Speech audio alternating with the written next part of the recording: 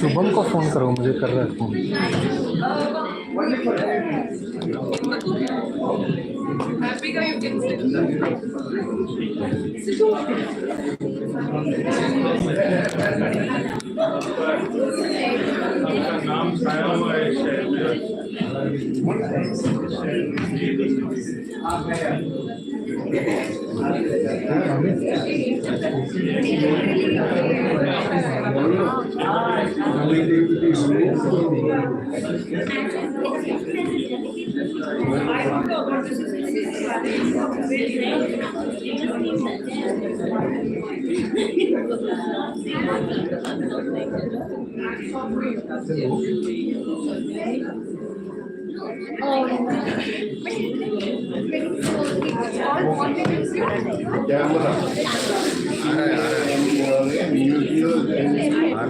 Two watching. Maybe one of them is me.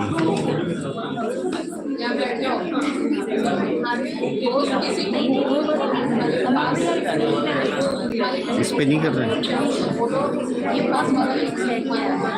लेकिन इसको ऐसे तो दिख रहा है। ये जो सफेद सफेद ज़्यादा चमकता है,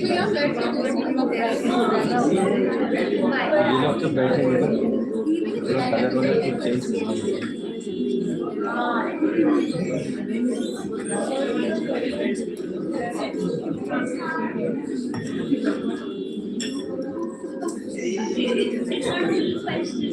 रिकॉर्ड हो रहा है या नहीं हो रहा है? रिकॉर्ड हो रहा है। संगीता, इसमें कुछ भी होगा तो आप बताएं, उस पर भी नजर। मैं आऊँगा वैसे, स्टेज पे नहीं TV.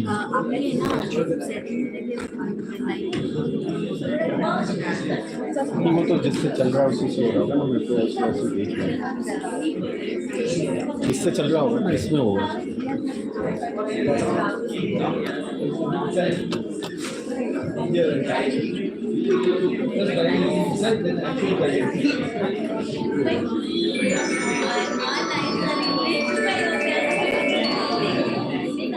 Ladies and gentlemen, may we have your kind attention to view the safety instructions in case of emergency evacuation.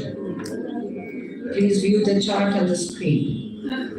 All the exits on this chart are marked by arrows. There are 6 emergency exits. 3 are next to the sitting area, 2 on your right side, 1 on your left side. The 4th exit is behind the stage. The 5th and the 6th exits are reached by going behind the stage, down the stairs on the left side to the green room, as shown in the chart. Thank you.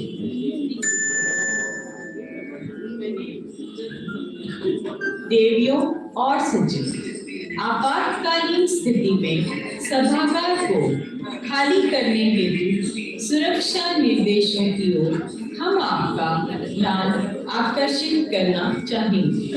कृपया screen पर दिए chart को देखें। Chart पर सभी बाहर जाने के द्वार एरो द्वारा दिखाए गए हैं। 6 आपातकालीन द्वार, 3 बैठने के क्षेत्र के निकट, 2 आपके दाईं ओर, 1 आपके बाईं ओर। 4 बाहर जाने का द्वार मंच के पीछे है। चार्ट में दिखाए अनुसार बाईं ओर मंच के पीछे सीढ़ियों के नीचे ग्रीन रूम क्षेत्र से जाकर 5वें और 6वें द्वार तक पहुंचा जा सकेगा।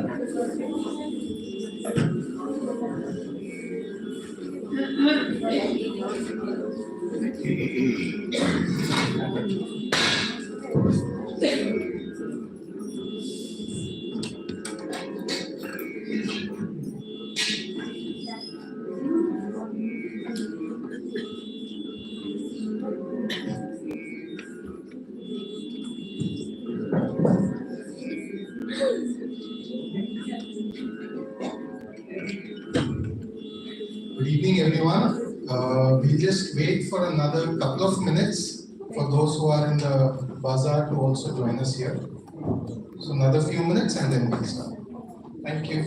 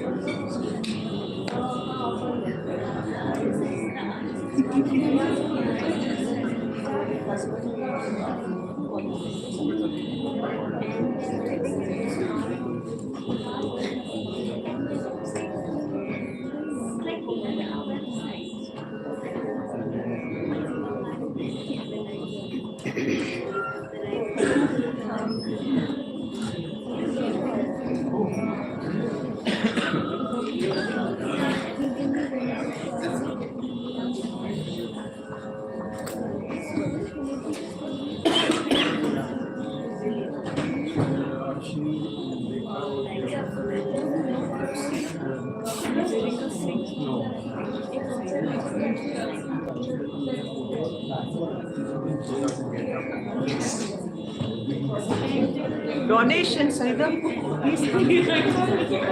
Come in. I'll come.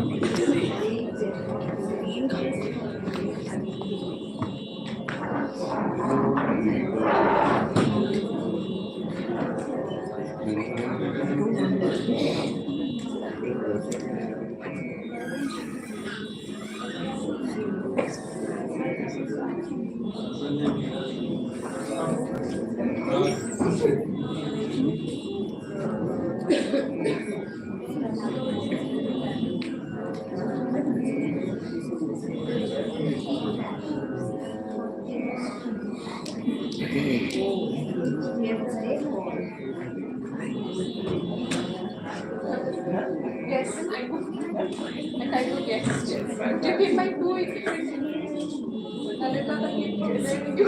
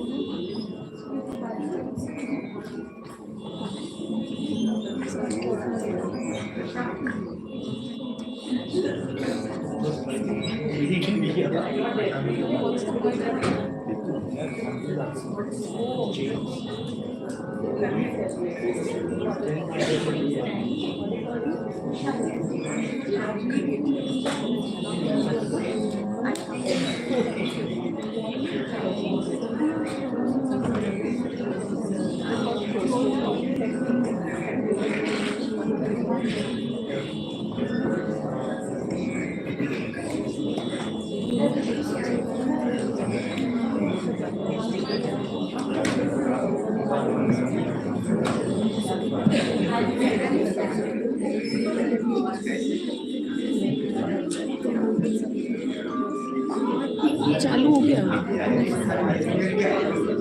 अभी 5 मिनट बाद start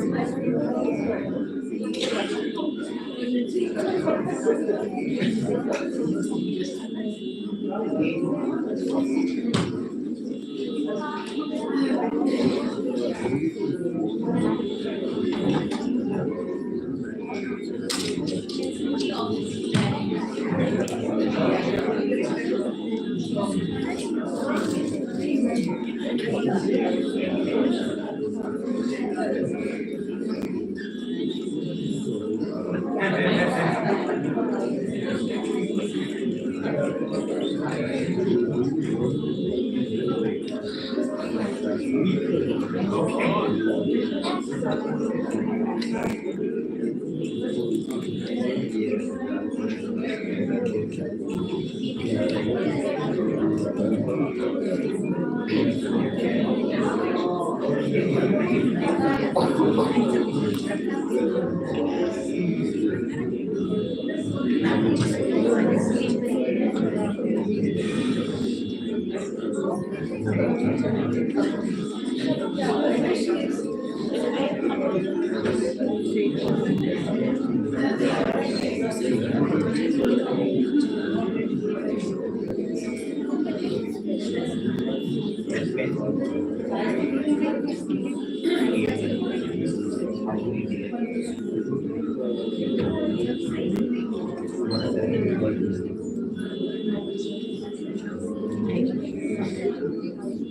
very warm welcome to all of you on this evening with some chilly breeze.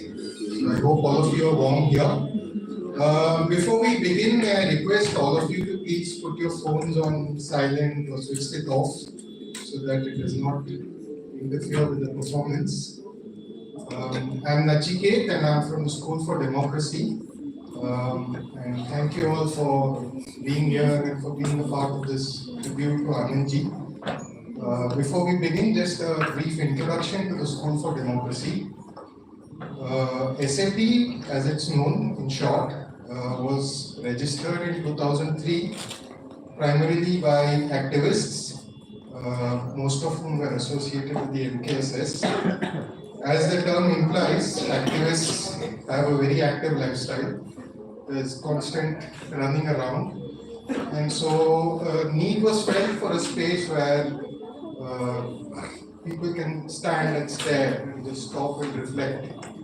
And constant running around, are we running in the right direction? To reflect on these things. So that is the spirit with which the School for Democracy was set up. It was also inspired by the folk schools in Scandinavian countries where democratic values were taught to the people. So with these two inspirations, this was set up in 2003, and subsequently the School for Democracy, which is based in a village near Bhim in central Rajasthan, has been conducting various kinds of short programs, trainings, workshops for people from all walks of life, and especially to the people from the locality as well. And being a space where people can learn from each other.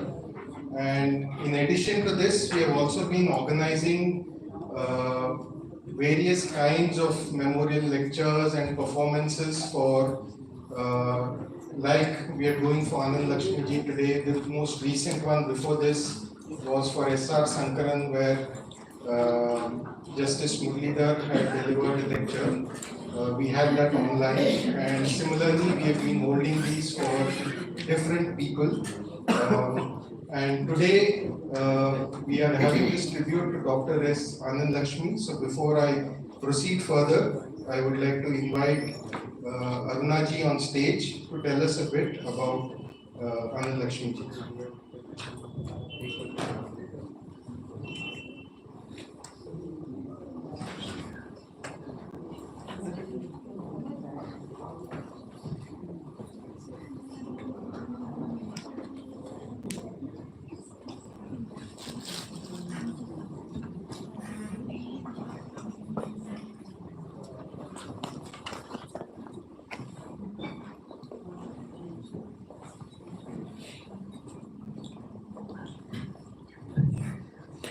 I'm not going to be as formal as Nachiket.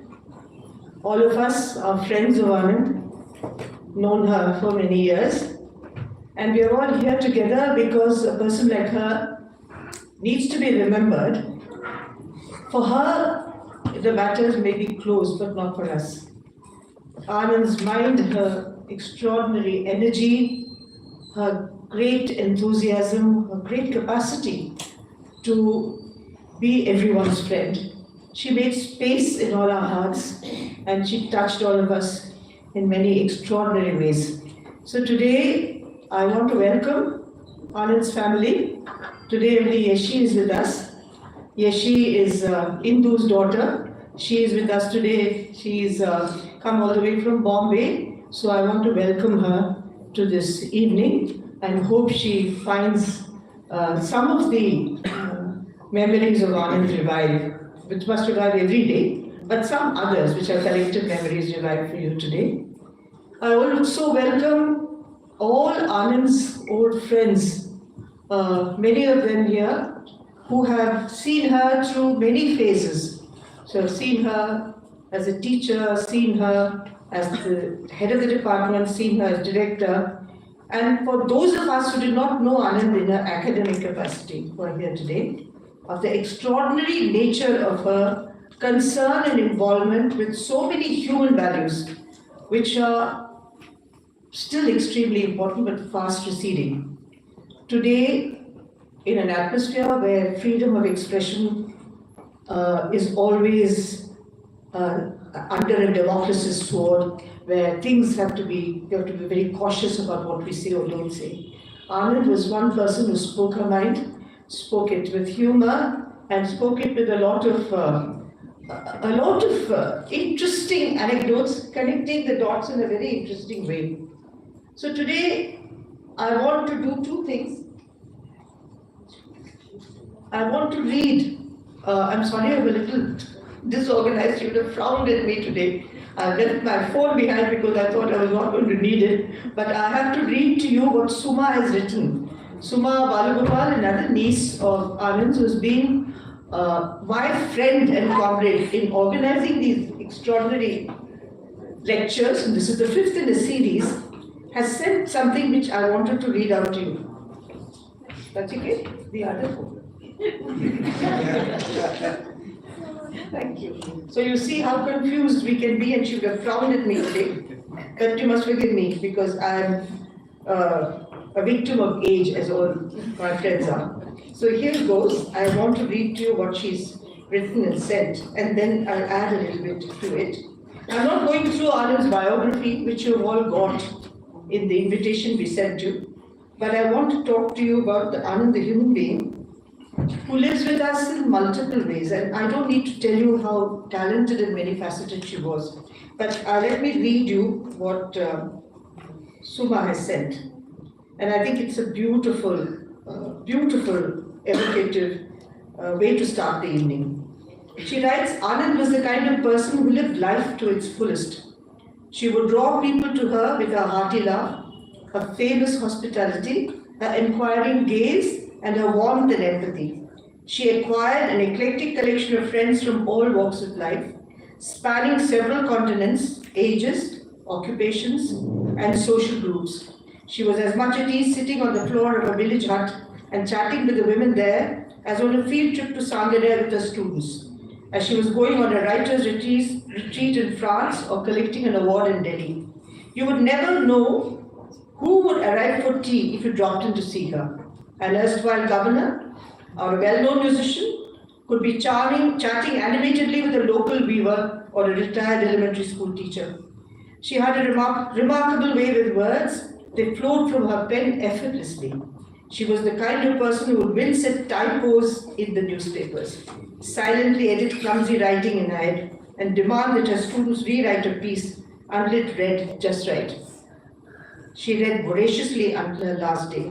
With a breathtaking span of subjects and points of view, she loved intellectual challenges, breezing through the Times crossword every day, and in her later years, sitting down with her siblings to do it together. Anand was discerning in her love for the arts and music. She was drawn to beauty, whether in the turn of a phrase, the rendition of a piece of music, the fragrant notes of pepper in the rasam, the texture of a handloom sari, or the curve of a ceramic pot. Her house was always filled with books, art, and music. There were delicious things to eat served in handmade pottery, alabaster bowls, delicate abalone shells, or bamboo platters. She would urge her guests to eat well, serving them herself and insisting they try everything. Her parties were full of sparkling conversation and often ended with a sing-song. Sitting by the fire in the big old director's bungalow in the Delhi winter, voices of all ages would join her in singing the old favorites, led by her beautiful singing voice, which was always perfectly pitched. But what I really remember most when I think of her is her love for learning, her intellectual curiosity, her willingness to be bold and different from what was conventionally expected. She was not just an ivory tower academic, but rather someone who learned from people and experiences and places, her exposure to which was unparalleled. When she returned after years in America and was greeted with the accusation, "You have changed," she answered her. Suma says her answer was crisp, but I would say her answer was caustic. She said, "I should hope so," she retorted. "Otherwise, what's the point of all this education?" That was Anand. And Anand was much more than that. She had a sharp mind and an extremely perceptive way of looking at everything. I miss her all the time. I miss her in many ways. I miss her sense of humor, and I miss her intelligent but always critical point of view on practically everything. So today, I won't go on and on because all of you have as many anecdotes about Anand as I have, but I'll do a small translation in Hindi because there are friends here who don't understand English. बहुत ही संक्षेप में, आनंद जी हमारी आदर्श थे, कई जगह उनके साथ जो हम लोगों ने पाया और हर एक को छुई हो, कई इस तरीके के लोगों के साथ काम की, जिनके साथ भी काम की, कुछ ना कुछ अपने मन और दिल उनके साथ दिमाग छोड़ गए हो। तो इसलिए आज हम लोग उनको याद करने के लिए यहाँ आए हैं। भिन्न भिन्न तरीके के लोगों के साथ मिली, कभी तो कलाकार, कभी तो कर्मचारी, कभी तो साथी यहाँ जो पढ़ाते थे, कभी तो अध्यापक लोग, कभी तो स्वयंसेवी संस्था के लोग, कभी तो कहाँ, और इन अन्य लोगों के साथ बात करती थी तो उनका जिंदगी बहुत ही एक पूरी जिंदगी थी जिसमें बहुत सारे लोग उनके साथ मिले। Today, I want to break what I'm saying and I'll begin again after a little pause, but I'm going to ask Devika Singh, who's here, to sit there and talk. We are going to hand her a mic and she's going to tell us what she knows about Anand, and I'm not going to bother her with tramping up onto the stage. She has difficulty in climbing stairs. Devika. Thank you. I am glad I'm sitting and not hobbling up the stairs. And I'm really happy to be here on this occasion because Anand was a dear friend and a companion whom I really valued for many, many things. And to the list which Suma has put down, or rather communicated through Aruna, I'm only going to add a few things which gives perhaps life to some of those comments which she made so perceptively. Anand and I came in contact through our connections, different connections. Hers was academic. She was in AD Irvin, as we all know. And I was Mobile Creches, NGO. And our worlds were in a way very far apart because she was fully versed and competent and understood and perceptive about early childhood. And I was just a volunteer working on a construction site in a very wonderful program, but which was just a fledgling program at that time, that's Mobile Creches. And the interaction between Anand and ourselves is something truly lovely. Through this meeting and this contact, Anand and I wandered over the construction sites amongst children, amongst families, in the hutments, amongst construction workers. And I think what I loved about her was her capacity to talk to whether it was a woman carrying bricks or whether it was a child playing in the sand, her enjoyment, her genuine communication with them, simple in her own way, she was able to get across, and the varied number of people that we met and where she was able to relate to.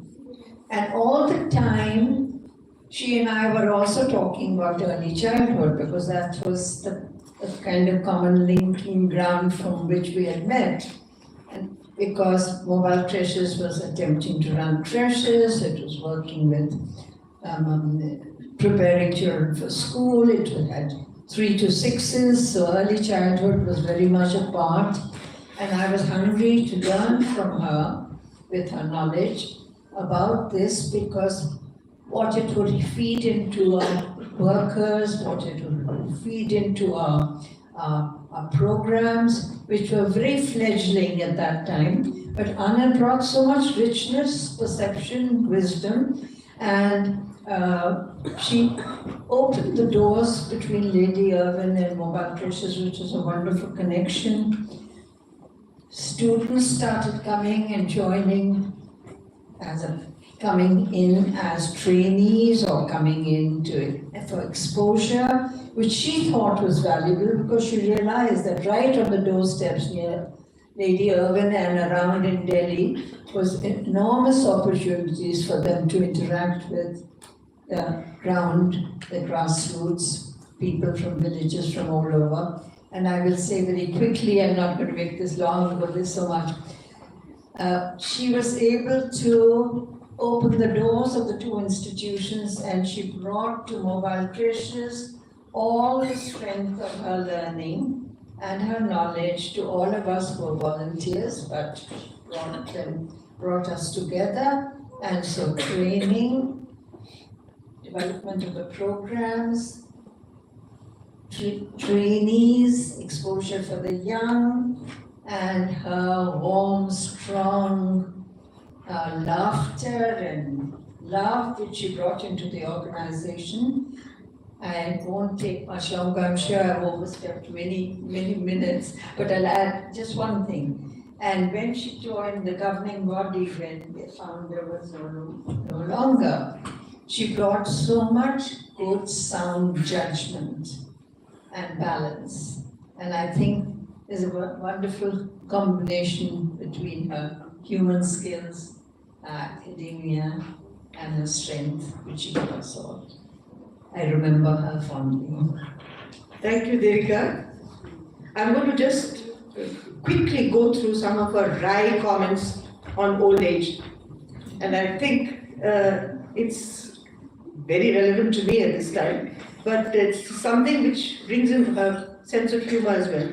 She says that old age is not more sad than any other stage of life. And I know there's an increasing number of old people in all societies.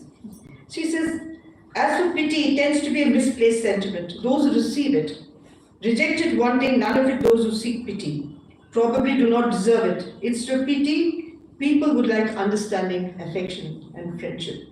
This goes for not only old people, she's mentioned this, it also goes for people who are physically challenged, it is the same she would apply to people who are poor. People do need affection, understanding, and friendship. I mean, this kind of perceptive, which makes all our lives so relevant, and many of us come from backgrounds where we've worked with people basically.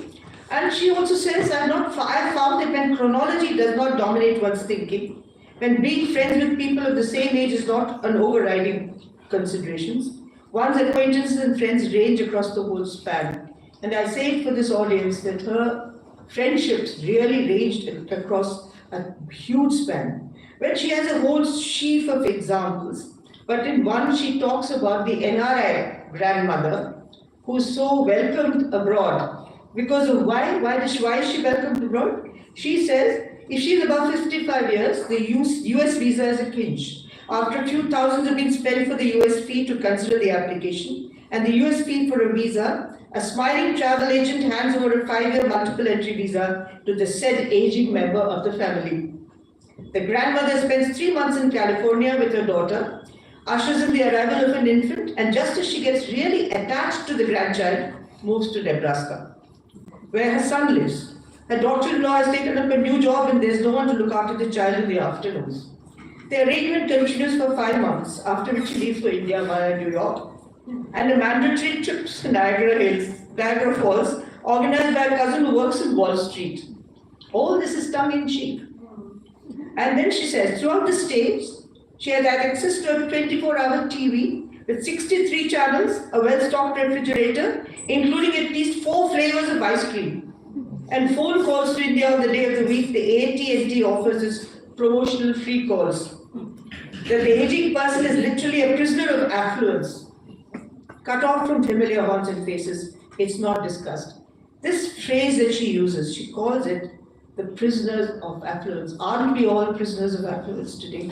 And how pithily she has put it. And this book, which is called Thinking with the Heart, she is self-published, and this year the School for Democracy and all of us will try and look for a publisher to bring out this book so that all of you may buy it and read it, those of you who haven't. I will quickly ask Lalit Mathur to briefly say, literally just in 1 minute, about the Social Work and Research Center in Anand, and then I'll proceed and we'll finish this. Just a moment. You can sit there and talk. We'll give you the mic then. Lalit. Thank you, Aruna. When one thinks of Anand, I got to meet her only when I was associated with the SWRC. You know, her twinkling smile, and with that, the understanding she had of people's situations and how to go forward. She was never thinking, she was always thinking ahead. How do we move on? How do we get ahead? And when we had some crises, she knew they would pass. She knew they would pass. But she faced them with an understanding, and the experience which came out in her, in every word that she said, was like a balm to people who were going through difficult times. Whenever there was some major issue, she would see a side of it which others could not perceive. And that's what really got us through very, very often. And her personal side was so remarkable. I remember when we went to her home in Madras, in Chennai, she gave some garlic onion chutney, which was absolutely delightful. So I said, you must give me the recipe. And she said, I will send it to you. But she said, I will take a little time because I must try each flavor separately myself once again before I send it down. So that was her sense of involvement. Thank you. Thank you, Lalit. One line about Sangeetha and why Sangeetha is here today. I welcome her with gratitude, accompanies also with gratitude that you made this trip from Chennai. And Sangeetha made friends with Anand in the last years of her life. And every person who's come has either resonated with Anand's, who has come for the memorial, has either resonated with issues that Anand is concerned with or have been personal friends of hers. When it began with Madhavi and Leela, and went on to T.M. Krishna, and so many others who came, the Manganiyas who had met her in Tilonia. Then the only person who didn't know her was Sushma Deshpande, who performed in Ajmer last year. But everyone has had something to do with Anand and has shared their values. I'm really very happy that Sangeetha is here today. And just before Shweta comes and introduces the musicians, and as she's coming up, I'd just like to say that I am a great admirer of Sangeetha and her music. And I hope you also will like her music, admire her music and love it today and stay till she finishes. Though I think we're running a little over time, I hope you will stay and take the memory with you. And like all beautiful voices, Sangeetha's voice brings back memories of deep-pitched voices like Gangubai and so many other musicians whom we rarely hear in India today. So I'm going to hand over to Shweta, who will properly introduce the musicians. Before I introduce the musicians, I would like to read a small note on Karnatic music, which was shared by the musicians. Carnatic music is one of the two classical forms of music practiced in India. Nurtured within the southern region of India, Carnatic music is a form that celebrates the intersection between melody, rhythm, and poetry. Treating all these elements with equal importance, Carnatic music brings them together not as individual elements that combine, but as three facets of music itself. Poetry moves melody, the melody is the rhythm, and the rhythm is embedded within the poetry. Distinct abstract melodic forms that give Carnatic music numerous melodies are known as ragas, while the rhythmic structure that frame compositions are known as talas.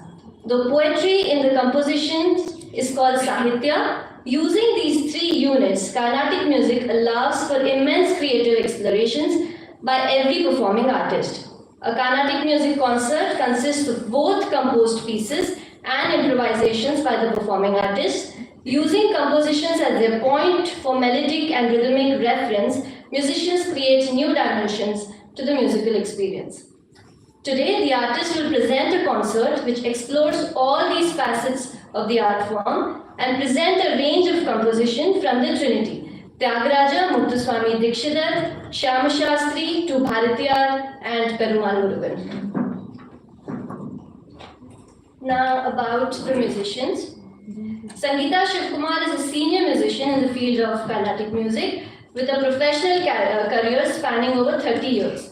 Her music is known for its crispness, clarity of thought and presentation. She is vividly creative within the bounds of tradition and classicism. Featured across the globe, she has released numerous albums with leading recording labels. Sangeetha's work in Carnatic music and culture has always gone beyond the proscenium stage. As a deeply committed cultural activist, she has been involved in innumerable initiatives that seek to initiate important social conversations. One such initiative is the Chennai Kalai Tiruvilla, a Chennai city-based festival that seeks to bring down social barriers and equalize space for the arts. From this festival emerged the idea of creating a space where children from marginalized sections of society can learn diverse art forms. The Me Too movement broke out in the field of Carnatic music in 2018. Seeking the lack of engagement from the community, Sangeetha created a small group, a private, safe space to discuss the issues of sexual harassment and gender discrimination in the performing arts. This led to the formation of Saha, an initiative to help raise awareness and facilitate conversations around sexual harassment. Sangeetha will be accompanied by Sai Rakshit on the violin and Praveen Sparsh on the mridangam. Both of them are extremely talented musicians and sought after by established musicians in the field. With this, I would like to invite the musicians onto the stage. I would also like to invite Yashwanti, Anandalakshmy's niece, to welcome the artist, and after this we'll begin with our concert.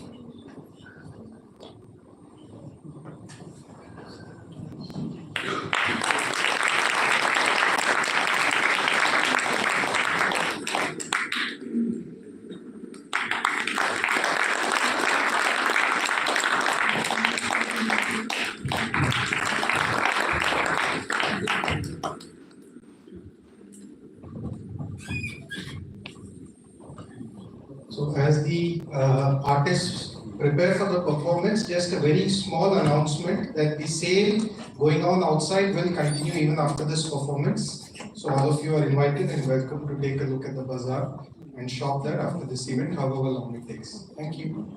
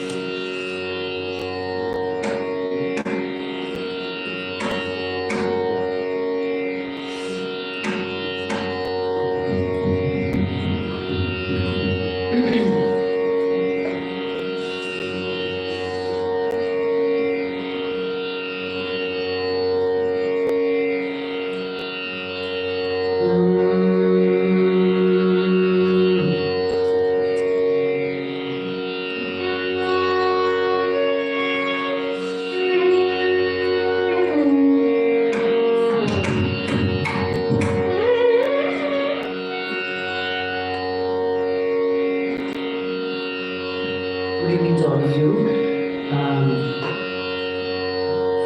I'd be happy to start singing, but I thought I'll just take 2 minutes to give a little more description of what the concert is going to be today.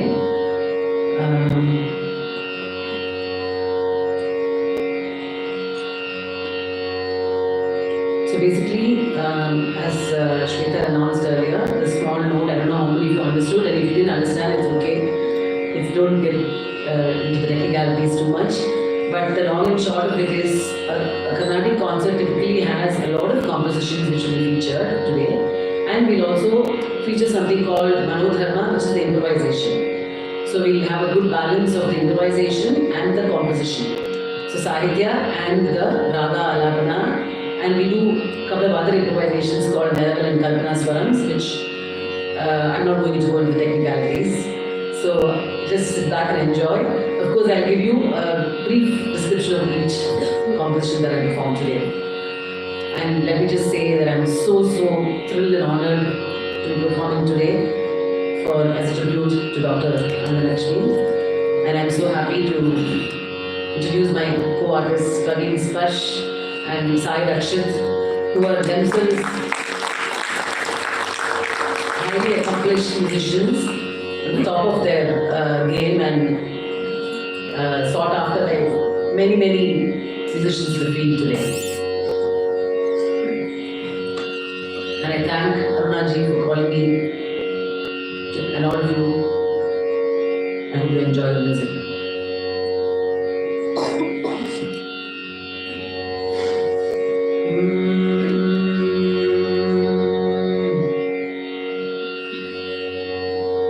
I'll start the concert with a composition of Muthuswami Dikshidhar. For those who don't know much about the genre, Muthuswami Dikshidhar belongs to the set of 3 fabulous composers, Tyagaraja, Muthuswami Dikshidhar and Shyama Shastri, usually referred to as the trinity of Carnatic music. And about most of our compositions that we all perform are mostly compositions of theirs, and these are highly rich in their musical content and fabulous musical pieces by themselves, which gives a lot of room for an artist to explore creatively.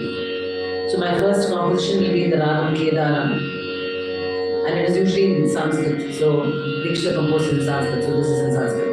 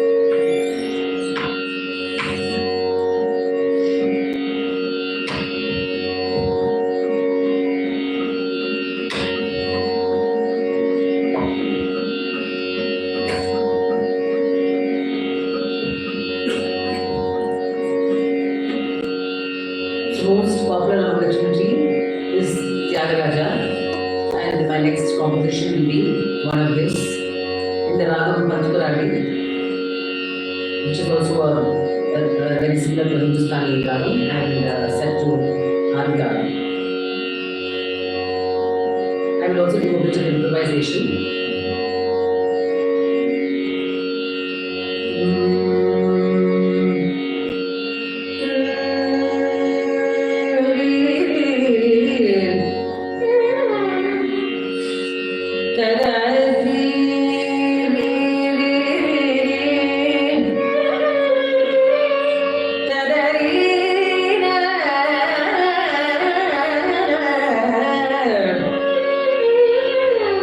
Da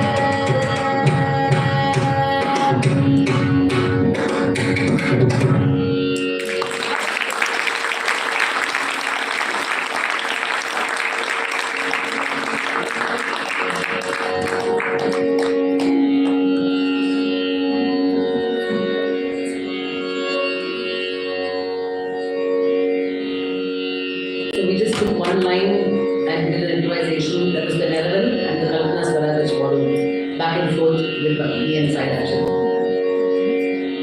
So, as many of you know, the Carnatic music genre is very much steeped in the religiosity. So there have been some efforts to, there's hardly any compositions which are non-religious in nature. So the next composition that we're presenting today is by the famous author many of you have heard, Murugan. So this particular composition I thought was very relevant to today's event because it's about education, which actually he just composed recently. He formed these set of songs from the Sangam period in Tamil Nadu, which is I think 1st century, 3rd century, something around that time. And even in those times, there have been a lot of writings on society and women and education, which is even relevant today, I think. So I will be presenting one song called Katral Nandre, where basically it says education is very good. Everybody must be educated. Everybody in society must be educated. And it is very good. This is the ragam called Bahudari, Sajwari Ragam.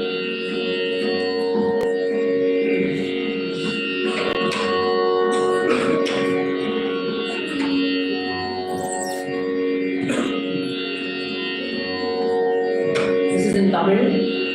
So those who can understand Tamil, I think they will follow the meaning better.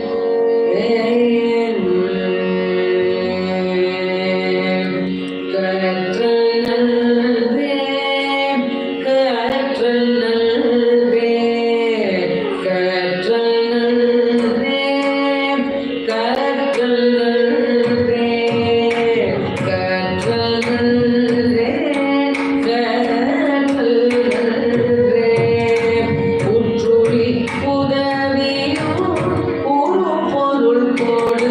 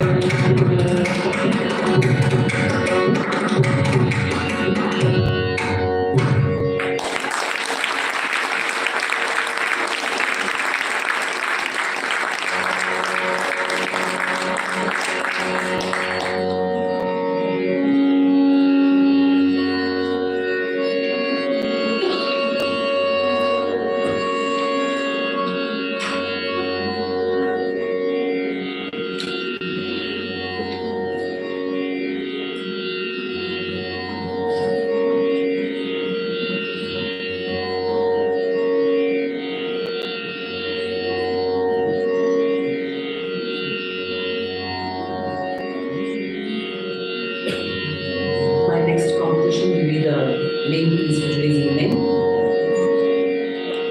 This is very special because it is in the Raga Anandalakshmy, which was a favorite of Dr. Anandalakshmy.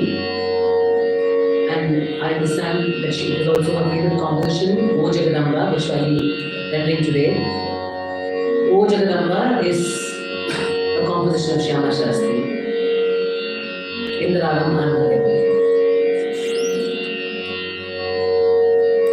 I will give a small short alapna in the beginning, followed by Sai accompaniment, and then after the composition is rendered, Praveen will perform a small solo on the Vrinda and finish the piece.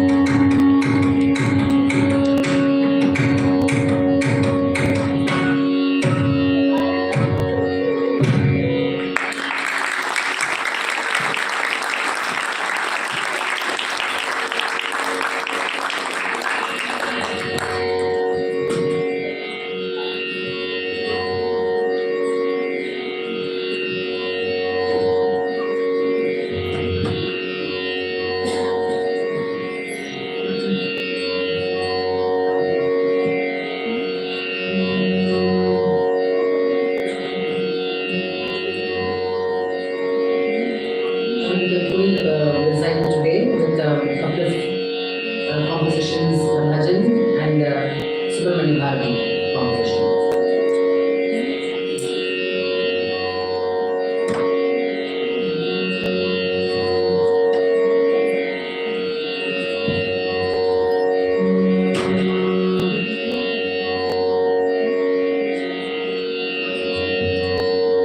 It's the Veera Bhajan, which is popularized by the iconic Anandalakshmy, and which was also favorite of Mahatma Gandhi.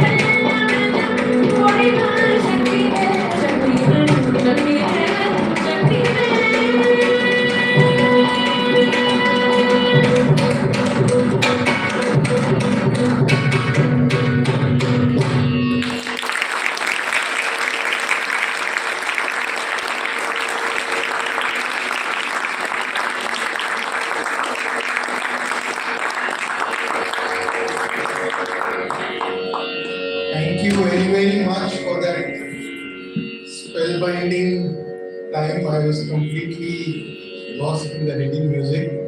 And as someone who's had the good fortune of knowing Anandji and also uh,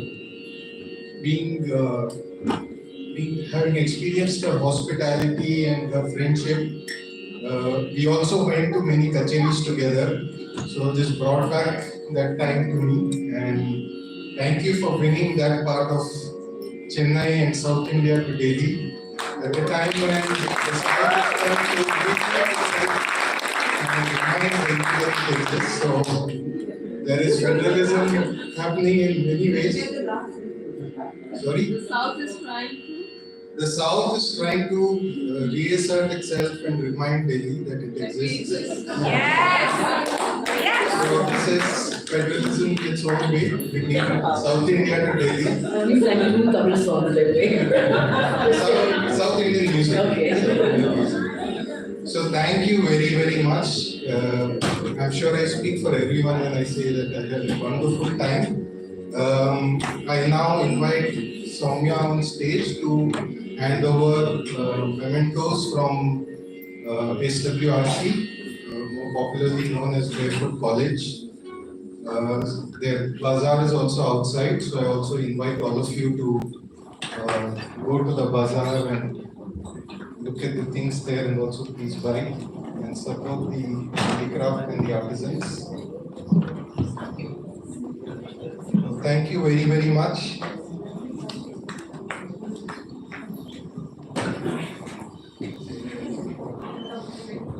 Fantastic, and I honestly have to tell you, it's so excellent and so completely lost.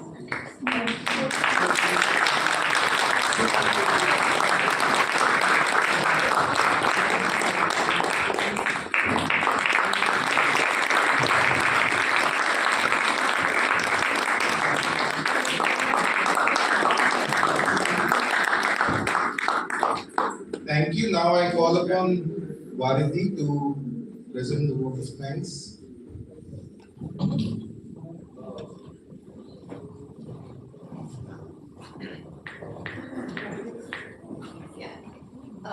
Thank you everyone for being here. Thank you to the artist, and on behalf of SFD, I'd like to thank everyone who helped us put together this soulful, wonderful event. And in that order, first of all, I'd like to thank all the artists here. Thank you so much for coming, for your time, for the wonderful performance that they gave us today.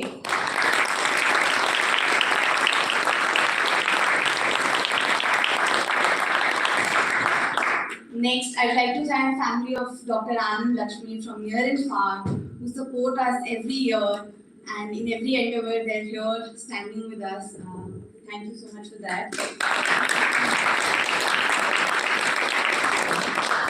Then I'd also like to thank Triveni for giving us this wonderful auditorium, for their logistics, for their sound, light, so that the artists could flawlessly perform their music and their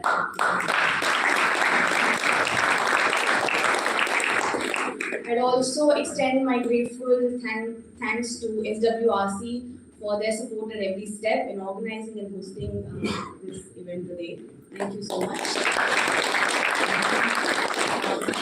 Also, many thanks to a lot of individuals who helped us financially and contributed in hosting this event today, and we're here because of them, a lot of them, so thanks to them as well. Also, friends and faculty from Lady Union College, Dr. Anand was very much beloved there and is at School for Democracy as well. And thank you for your support in gracing us with your presence today. Lastly, but very importantly, the audience today, thank you so much for being here, for appreciating the art, for empowering the artist, and also in the beloved memory of Dr. Anandalakshmy. Thank you everyone for being here.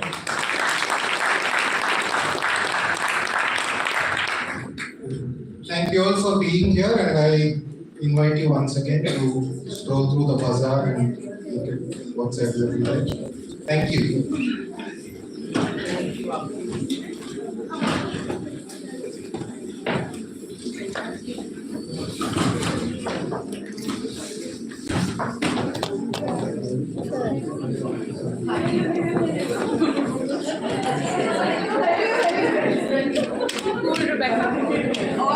Your fans were somewhere around. Where? They were here? They were sitting there.